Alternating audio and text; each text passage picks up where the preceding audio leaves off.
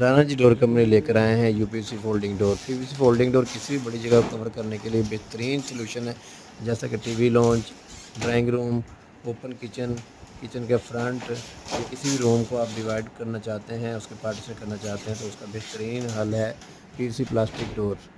ये folding door China से import किए जाते हैं, वाटर प्रूफ है, लाइफ टाइम इनकी गारंटी होती है। ये किसी भी साइज़ में बन जाते हैं। इसकी मैक्सिमम हाइट 8 फुट होती है। इसके अंदर 7 से 8 कलर है जो कि आपको मिल जाएंगे। वुडन कलर भी है, वाइट कलर भी मिल जाएगा। और इसका जो रेट है वो है 1350 रुपये पर स्क्वायर फुट है।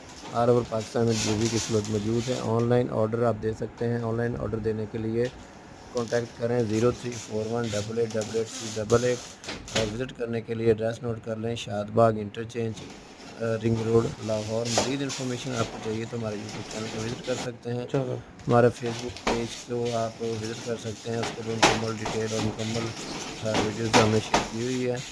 फिर फेसबुक का जो हमारा एड्रेस है वो है PVC plastic doors company Lahore.